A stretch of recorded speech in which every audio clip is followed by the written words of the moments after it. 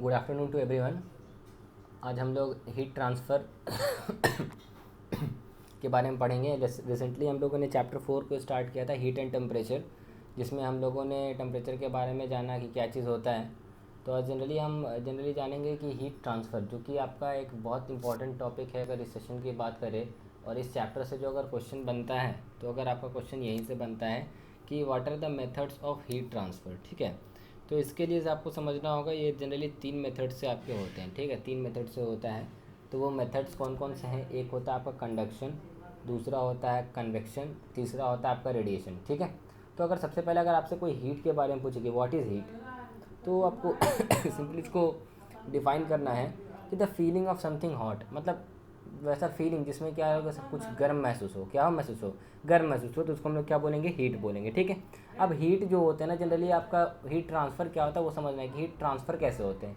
तो अगर हम बात करें, हम लोग देखेंगे कि कभी कभी कुछ हम बर्तन को, अगर गर्म बर्तन को पकड़ लेते हैं, ठीक है, या कोई ऐसा बर्तन को पकड़ते हैं जिसका वन एंड क्या होता है, ठंड होता है, और एक तरफ उस पर फ्लेम आँच लगा रहता है। तो जब हम पकड़ते हैं एक साइड, तो दूसरे साइड में भी वो गर्म महसूस होता है। तो ये क्या होता है, एक ज़रिया होता है कि इसमें हीट ट्रांसफ़र हो रहा है। लेकिन यहाँ पे सवाल होता है क्या, कि हीट आखिर गर्म हो रहा उस साइड में और हम पकड़े हुए इस साइड में, तो इधर क्यों हमको गर्म महसूस हो रहा है? तो ये क्या क्या ऐसा मेथड है जिसके वजह से ये होता है, इसके बारे में हम लोग डिस्कस करेंगे। तो जनरली यहाँ 3 मेथड्स होते हैं हीट ट्रांसफ़र के। एक मैंने बताया आपको, कंडक्शन, कन्वेक्शन और रेडिएशन, ठीक है। तो सबसे पहले आते हैं कंडक्शन के पे। कंडक्शन होता क्या है?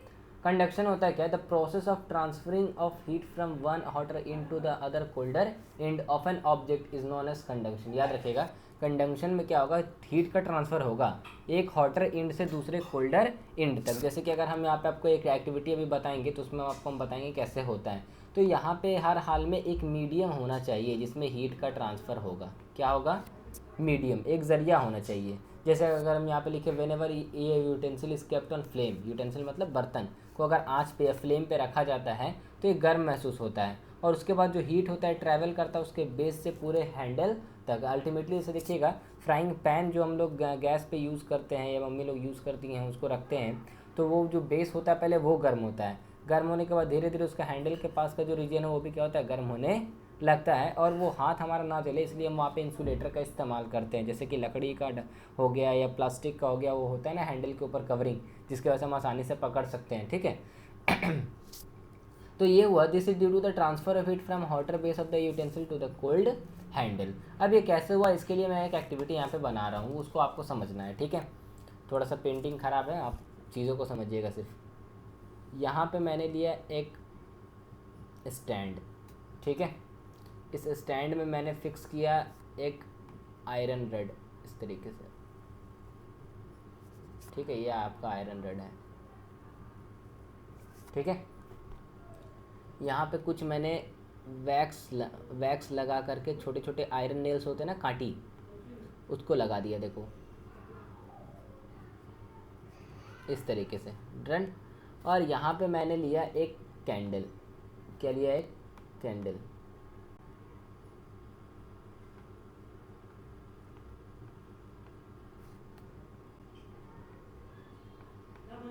इस तरीके से हम देखेंगे कि यहाँ पे फ्लेम निकल रहा है, ठीक है। रेड कलर से भी थोड़ा दिखा दे रहे हैं। अब हमें क्या ऑब्जर्व क्या करेंगे, यहाँ पे हमको देखने को क्या मिलेगा, जैसे ही ये फ्लेम हम यहाँ से स्विच ऑन करेंगे, तो धीरे धीरे ये फ्लेम क्या होगा, बढ़ेगा। तो धीरे धीरे 1 बाई 1 करके सारा जो वैक्स है ना, वो सारा जो आयरन नेल है छोटा छोटा, वो नीचे आना शुरू होगा। मतलब फर्स्ट पहले ये आग गिरेगा, फिर ये ऐसे करके अल्टीमेटली लास्ट ऐसा होगा कि यहाँ तक पहुँच जाएगा। तो इससे पता क्या चला, कि इसके अंदर कुछ तो ऐसा था हुआ जिसके वजह से ये ट्रांसफ़र हुआ और अल्टीमेटली पूरा जाकर रॉड गर्म हो गया। तो आप जानिएगा कि ये सब बने होते छोटे छोटे पार्टिकल्स हैं, इनके अंदर में, ये रॉड के अंदर में छोटे छोटे पार्टिकल्स होते हैं, ठीक है। क्लास 9 में आप जाओगे तो इसके बारे में थोड़ा सा जानोगे। ये पार्टिकल्स होते हैं, जब हम हीट करते हैं ना, तो ये पार्टिकल्स गर्म होकर के एक दूसरे में कोलाइड करते हैं, टकराते हैं, जिसकी वजह से हीट पूरे पार्टिकल्स में ट्रांसफ़र हो जाता है, ठीक है। तो एक कंडक्शन होता है। कंडक्शन में आपको जानना है क्या है, कि हीट ट्रांसफ़र होता है एक मटेरियल से एक कोल्डर रीजन से, या एक हॉटर रीजन से एक कोल्डर रीजन तक ट्रांसफ़र होता है। तो ये आपका कंडक्शन का कुछ ये आपका एक्टिविटी हो गया, ठीक है। अब आते हैं नेक्स्ट, आज आपका चैप्टर खत्म हो जाएगा। Convection, what is convection? बहुत लोगों को कन्वेक्शन में थोड़ा सा दिक्कत क्या होगा कि कन्वेक्शन होता क्या है। अब अगर हम बात करें तो इसमें मैं एक एग्जांपल देना चाहूँगा, उम्मीद करता हूँ आपको एग्जांपल से समझोगे। घर में मान लीजिए एक बीकर है, ठीक है, एक बीकर है, और उस बीकर में हम क्या कर रहे हैं, वाटर को बॉईल कर रहे हैं। क्या कर रहे हैं, बॉईल कर रहे हैं इस तरीके से, ठीक है।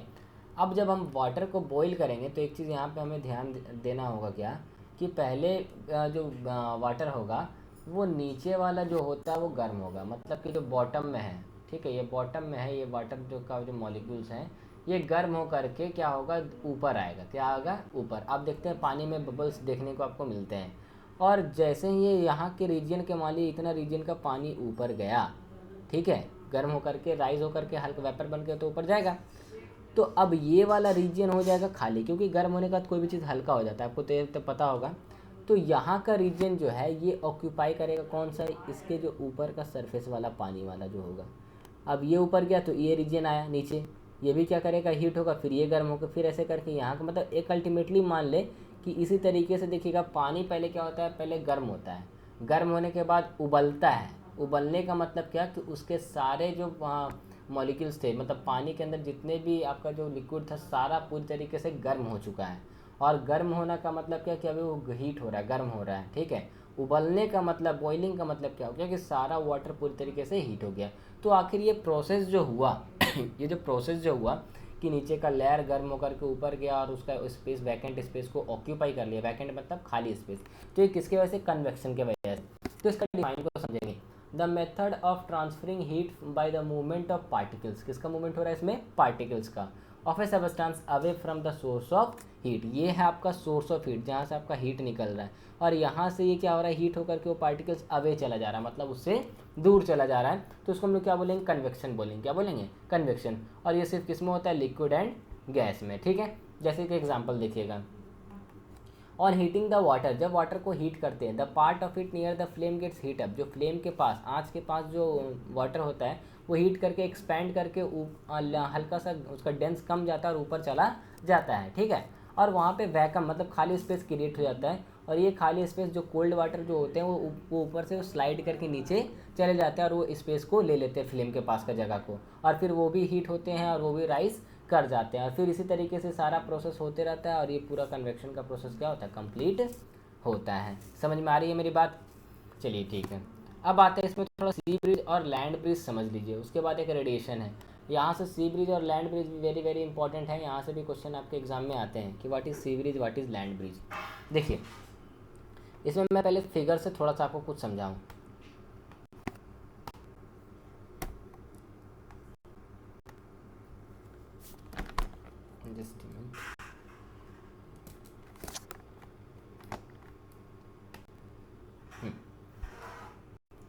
अब देखिए, तो पहले सी ब्रिज के बारे में समझाते हैं। सी ब्रिज जब भी होगा बाबू तो ये होगा आपका डे टाइम में, ड्यूरिंग डे टाइम, राइट। अब देखो दिन में क्या होता है कि आपको पता है कि ये सन की रोशनी बहुत तेज़ी से होती है, जिसके वजह से क्या होता है कि जो एरिया होता है हमारा, या लैंड जो होता है, ये लैंड की बात करें, ठीक है, तो ये काफ़ी ज़्यादा गर्म हो जाता है, ठीक है। अब आपको पता है जब गर्म होने के बाद यहाँ का एयर जो होगा वो हल्का होकर के ऊपर जाएगा, ठीक है, ऊपर गया। अब यहाँ का एयर अगर ऊपर चला गया तो इस रीजन का एयर, यहाँ का स्पेस क्या हो गया, वैकेंट। वैकेंट कहने का मतलब एम्प्टी हो गया, खाली हो गया जगह। और खाली जब कोई होता है तो वहाँ का प्रेशर क्या हो जाता है, लो। यहाँ का प्रेशर क्या हो गया, लो, ठीक है।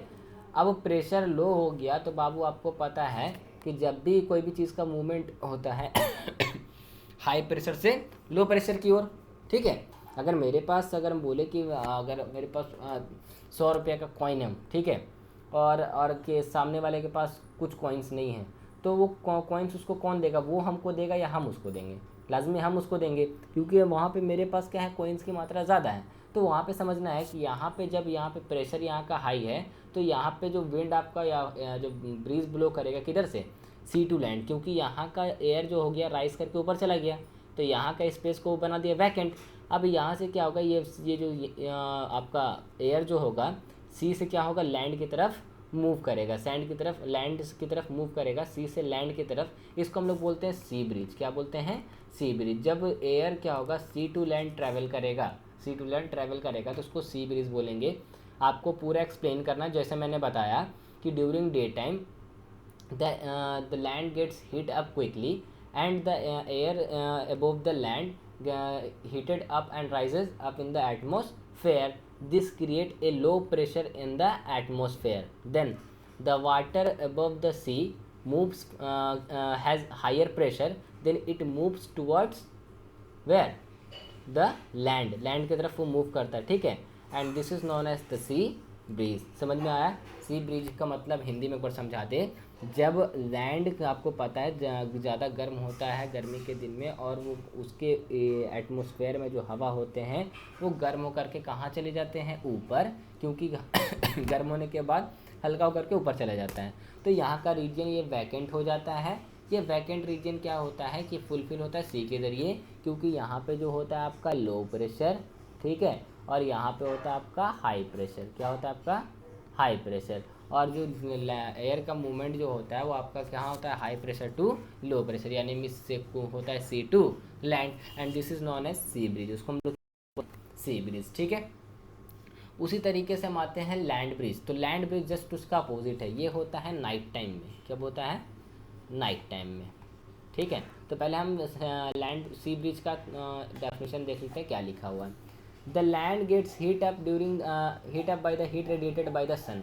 जो सूरज के जरिए जो रोशनी निकलती है, धूप निकलती है, उससे लैंड हीट हो जाता है, और बहुत जल्दी क्या होता है, वाटर के तुलना में बहुत ज़्यादा ये जल्दी गर्म होता है दिन में, क्योंकि इतना ज़्यादा गर्मी होता है, धूप पड़ती है। अभी भी देख रहे हैं कि यहाँ का टेम्परेचर किस तरीके से है।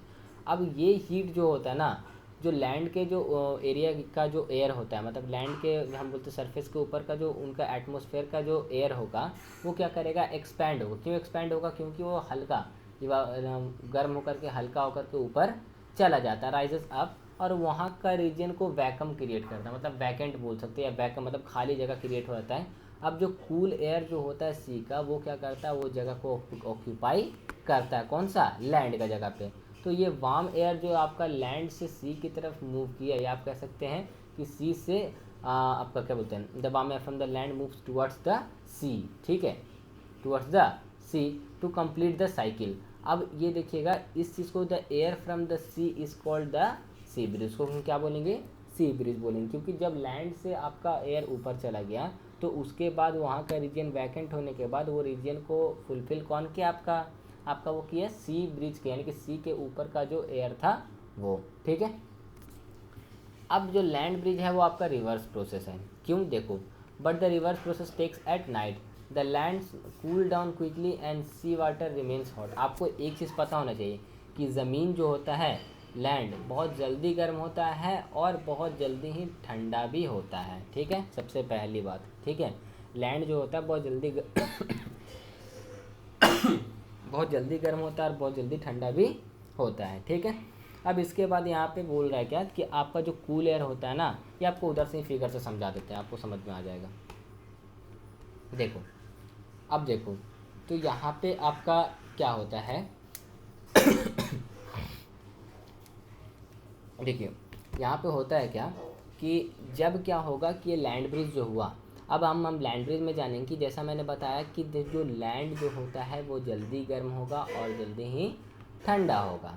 लेकिन यहाँ पे क्या होता है कि सी तो गर्म होता है, तो सी गर्म होता है तो सी का एयर जो होता है वो इवापोरेट होकर के, मतलब कि गर्म होकर के राइज होकर के ऊपर जाता है, और यहाँ पे क्या करता है वो वैकम क्रिएट करता है। क्या क्रिएट करता है? वैकम, मतलब कि एम्प्टी स्पेस, ठीक है, जिसके कारण यहाँ का प्रेशर क्या हो जाता है? लो।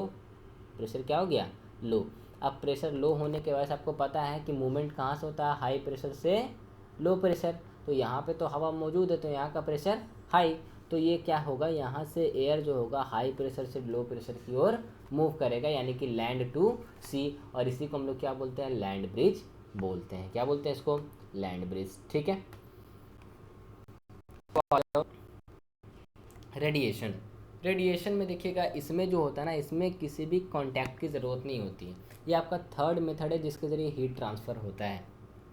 तो इसको ऐसे समझेंगे, ये एक ऐसा फोनोमेनन ऑफ हीट ट्रांसफ़र है जहाँ पे सोर्स और रिसीवर, सोर्स मतलब समझ रहे जहाँ से हीट उत्पन्न हो रही है, और रिसीवर जहाँ उसको मिल रहा है, without any actual movement of the source और द रिसीवर। जैसे कि अगर यहाँ पे हम बात करें, यहाँ पे कोई एक व्यक्ति है और यहाँ पे हम बात करें एक बॉन फायर है, आग जल रहा है, तो यहाँ पे ना इसको छूने की ज़रूरत है, ना इसको इसके पास आने की ज़रूरत है, ये कुछ डिस्टेंस में ही रहेगा। जैसे ठंड के समय देखते हैं हम लोग, जब बॉन फायर के पास खड़ा होते हैं जहाँ पे आग जलते रहता है, तो हमें गर्मी ऑटोमेटिक महसूस होता है या गर्म महसूस होता है। क्यों? वहाँ पे तो हम उसको छूने नहीं जाते, क्योंकि यहाँ पे रेडिएशन के थ्रू क्या हो रहा है कि यहाँ पे हीट का ट्रांसफ़र हो रहा है। इसमें किसी मीडियम का ज़रूरत नहीं होता हीट को ट्रांसफ़र के लिए, ठीक है। एग्जाम्पल में आप standing near a bonfire दे सकते हो। अब एक चीज़ आता है आपका क्लॉथ्स। तो आपको पता है क्लॉथ्स में अगर हम बात करें कि जो लाइट क्लॉथ्स होते हैं, मतलब कि लाइट कलर के जो क्लॉथ्स होते हैं, लाइक दैट हम बोल सकते हैं वाइट कलर, देख लीजिए जो कि हल्का कलर होता है, ठीक है। तो वो सब क्या होता है, बेस्ट रिफ्लेक्टर्स ऑफ हीट होता है, क्योंकि वो हीट को क्या करते हैं, जैसे अगर वो एब्जॉर्ब नहीं करते, वो उसको क्या करते हैं, पास आउट कर देते हैं। लेकिन जो हमारे जो डार्क कलर होता है, यानी ब्लैक, गर्मी में बोला जाता है कि ब्लैक कलर का ड्रेस नहीं पहनना चाहिए, क्योंकि क्या होता है, वो हीट को एब्जॉर्ब करता है और हमें काफ़ी गर्मी महसूस करवाता है, ठीक है। तो यहाँ पे समझिएगा, light colours are the best reflectors of heat falling, as a result light coloured cloth reflect maximum amount of heat they receive and makes us cool to some extent and hence we feel more comfortable wearing them in summer।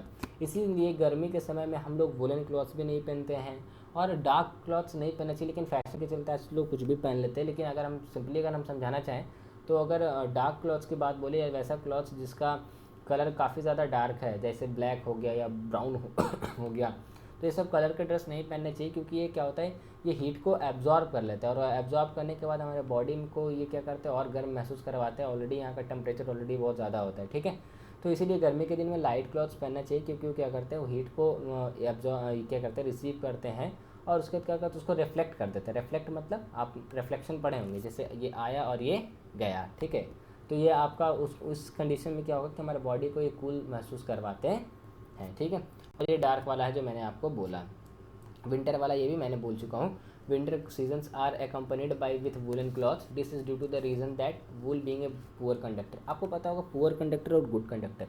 Good conductor जिससे कोई भी चीज़ पास हो, यानी कि heat जिससे पास हो रहा है वो गुड कंडक्टर, जिससे हीट नहीं पास हो रहा है वो पुअर कंडक्टर या बैड कंडक्टर कहलाता है। जैसे गर्मी के दिन में जो स्वेटर वगैरह जो हम पहनते हैं, वो क्या करता है, ये कम्बल वगैरह जो हम रात में सोने समय ओढ़ते हैं, तो वो क्या करता है, हीट को जो अंदर का हमारा बॉडी का हीट है उसको बाहर निकलने देता ही नहीं है, और बाहर का कोल्ड एयर को अंदर आने देता नहीं है। जब अंदर का हीट को बाहर निकलेगा नहीं और बाहर का ठंडा हवा अंदर आएगा नहीं, तो लाजमी है कि हमें ऑटोमेटिकली ठंड लगेगा नहीं, ठीक है। तो ये कुछ आपके क्लॉथ्स के बारे में थे, लाइट, डार्क और वोलन क्लॉथ्स के बारे में, ठीक है। इसी के साथ आपका ये चैप्टर एंड हो गया। आज इसका मैं नोट्स आपको भी प्रोवाइड कर दूंगा, ठीक है। और आप लोग अच्छे से इसको रिवाइज़ कीजिएगा। किसी भी तरह का डाउट अगर होता है तो आप कंसल्ट कीजिए व्हाट्सएप पे, हम आपको उसका सॉल्यूशन उस पर देंगे, ठीक है। तब तक के लिए पढ़ते रहिए। और क्लास 7 की ये वीडियो ना, हाँ 7 के लिए एक इन्फॉर्मेशन है कि आप लोग का जो मैथ्स का होमवर्क आ रहा है वो एक दूसरे से छापा रहता है। अब बोलिएगा सर हम तो छापते नहीं हैं, लेकिन हम तो भाई हम भी किसी दौर कभी स्टूडेंट थे, हम भी गुजरे हैं उस लाइन से, ठीक है। तो हमको तो पता चल जाता है कि किसका कॉपी छापा हुआ है, किसका नहीं छापा हुआ है, ठीक है। तो आप जो लोग कॉपी दे रहे हैं उसमें से हम 4-5 बच्चे का, हमको नाम भी पता है कौन कौन छाप रहे हैं, लेकिन हम नाम लेकर के किन्हीं का हम बेइज्जती नहीं करना चाह रहे। हम बोल रहे बस आप लोग सुधर जाइए, अपने से बनाइए। जो दिक्कत होता है आप मैम से कंसल्ट कीजिए, मेरे से कंसल्ट कर लीजिए। छाप करके बना करके किसी का कोई फ़ायदा नहीं हुआ है, आप सीखोगे नहीं तो फिर कोई फ़ायदा नहीं है पढ़ने का, ठीक है। तो इस चीज़ को आप ध्यान में रखिएगा और अच्छे से पढ़ाई करते रहिए, अच्छे से होमवर्क करते रहिए, ठीक है। तब तक के लिए बाय और टेक केयर।